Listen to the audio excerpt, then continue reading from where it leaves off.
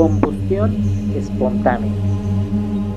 A lo largo de la historia, el hombre ha calificado de diversas formas un fenómeno sorprendente y aterrador, un misterio que hoy conocemos como combustión espontánea. Cientos de casos sin solución se archivan en los sótanos médicos y policiales esperando una explicación lógica desde el punto de vista científico. Sin embargo, la pregunta aún parece de difícil respuesta. ¿Existe una energía desconocida que repentinamente pueda convertir a las personas y a los objetos en cenizas? Che. ¿Qué es la combustión humana espontánea, Che? ¿Y en qué términos podemos definirla? En principio, se trata de fenómenos raros y excepcionales. Suelen ocurrir en lugares cerrados, sobre todo en los dormitorios. La víctima suele estar sola en el momento de la combustión. Las quemaduras afectan sobre todo al tronco, las extremidades superiores y los muslos. Suele quedar sin consumir de la rodilla para abajo o desde el tobillo. En las fotos clásicas de los archivos forenses de Estados Unidos, siempre aparece un hueco en el suelo o en un sofá y pueden verse una gran cantidad de cenizas y los restos de una persona, generalmente la parte inferior de la pierna con el pie y el calzado. Esa parte no quemada se encuentra perfectamente, lo demás es ceniza. La combustión humana espontánea suele darse más en mujeres que en hombres. Las víctimas suelen ser obesas, de avanzada edad o con enfermedades crónicas. La combustión no afecta gravemente ni al inmueble ni a los objetos que están alrededor de la persona, y tras levantar los restos humanos en el suelo suele haber una sustancia amarillenta, normalmente maloliente y viscosa. Finalmente, las estadísticas sugieren que estos episodios anómalos les ocurren a personas solitarias, depresivas o incapacitadas. La combustión humana espontánea no es un fenómeno nuevo, al menos hay constancia histórica de episodios semejantes desde 1731. Ocurrió en las afueras de Verona, Italia. La desgraciada protagonista de este suceso era la condesa Cornelia Bandi. Según los registros médicos, fue la primera persona que se convirtió en un montón de cenizas sin una explicación plausible. Tal y como suele ocurrir en estos casos, las extremidades quedaron intactas y así lo corroboraron los sirvientes que pudieron entrar en la habitación. Lo extraño y lo que llamó la atención fue que las sábanas y las delicadas telas que rodeaban a la condesa no habían ardido. Por supuesto, no había instalación eléctrica ni otros aparatos que pudieran dar lugar a una desintegración semejante. El cuerpo se había carbonizado y los huesos estaban pulverizados. En 1841, el British Medical Journal londinense informa por primera vez de extraños incendios internos en algunas personas depresivas y con claros síntomas de alcoholismo. Registraron más de una treintena de casos en los que las víctimas ardieron como antorchas humanas. La mayoría de los casos se presentaban como sucesos en los que no había ningún tipo de quemadura en los materiales y objetos cercanos, ni se había encontrado ninguna fuente ígnea cercana. Solo se habían carbonizado los cuerpos, como si el fuego surgiese de dentro a fuera. Según el Boletín Oficial de los Médicos de Londres, ese misterioso fuego alcanzaba los 1600 grados. En el complejo y difícil historial de las combustiones espontáneas humanas, no hay muchas variaciones, aunque los detalles sean en ocasiones relevantes. Aquí se ofrecerán algunos casos paradigmáticos en los que los investigadores parecen haberse rendido ante una evidencia que no siempre puede saber todo. Uno de los casos más notables ocurrió el día 5 de diciembre de 1966 en Pensilvania. El protagonista es el Dr. Irving Las fotografías son terroríficas. El escenario es un cuarto de baño con su mobiliario habitual, sus azulejos y una cortina de baño intacta.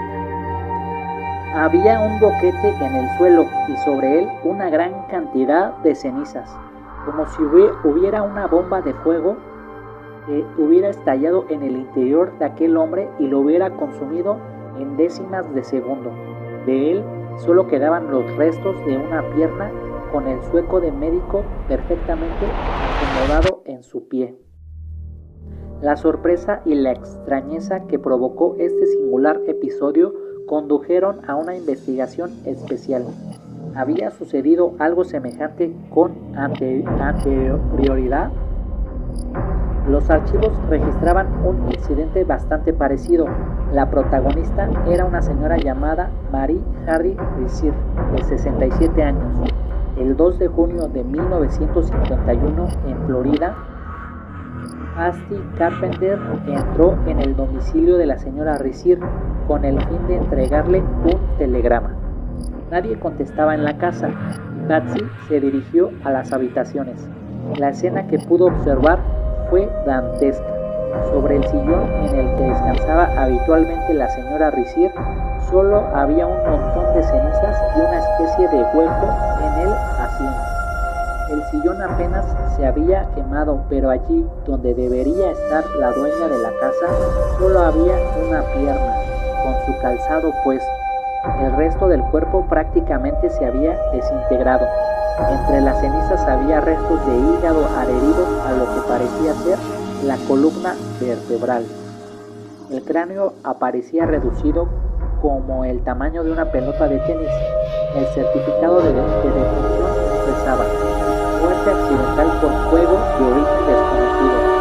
Como en otros casos, ni el inmueble ni los objetos que se encontraban alrededor de la víctima sufrieron quemaduras graves. A la hora de buscar explicaciones, se descubrió que la señora Rizier era fumadora y además utilizaba somníferos con frecuencia.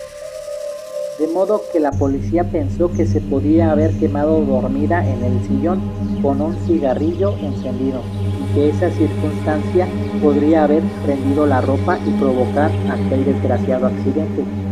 Pero semejante argumento se caía por su propio peso. Es imposible que una persona pueda quemarse viva sin despertarse. Uno de los jefes de policía que llevaron el caso no quedó muy convencido con la conclusión del incendio accidental con un cigarrillo y envió los restos del incidente al FBI, fundado y dirigido por el célebre John Edgar Hoover. Se adjuntaban la siguiente petición: requerimos cualquier información o teoría que pueda explicar cómo un cuerpo humano puede ser destruido por un fuego confinado a un área tan pequeña y dañar tan escasamente la estructura del edificio y la decoración del apartamento. Hipótesis, conjeturas y mentiras. Para acercarnos a las posibles respuestas, preguntamos al Dr. Fernando Vandrés, profesor titular de Medicina Legal y Toxicología en la Universidad Complutense de Madrid. ¿Es posible que el cuerpo humano por sí mismo genere un calor que sea capaz de acabar con él? En el cuerpo humano existe una fuente calorífica importante que puede entrar en combustión. Es el tejido adiposo, esto es, la grasa. Y cuando hay una fuente externa de calor, puede poner en marcha ese mecanismo de combustión, aunque de manera muy lenta. Ese fenómeno se puede apreciar en algunos cadáveres porque aparece post-mortem. Aparece una combustión significativa porque hay un agente externo que así lo produce. Pero la cuestión en los casos que estamos analizando es que no había una fuente de calor externa. Lo que se dice es que la fuente de calor estaba en el interior. ¿Esto es posible o no? Sé que hay alguna literatura al respecto, pero yo no he visto razones para plantearse la hipótesis de un fenómeno interno que por sí mismo genere una combustión que haga desaparecer el cadáver o producir la muerte de un individuo. Según el profesor Vandrés, Los cadáveres que presentan esa combustión del tejido adiposo, una combustión muy lenta y completamente diferente a la que carbonizó a nuestros protagonistas, habían sufrido una intoxicación por monóxido de carbono o hubo un agente externo calorífico. En esas condiciones, la persona queda agarrotada, es incapaz de moverse y aparece el fenómeno de la combustión del tejido adiposo por el calor. Pero este fenómeno está lejos del concepto de combustión espontánea, según se entiende comúnmente. Ese es mi punto de vista, concluye el doctor Vandrés.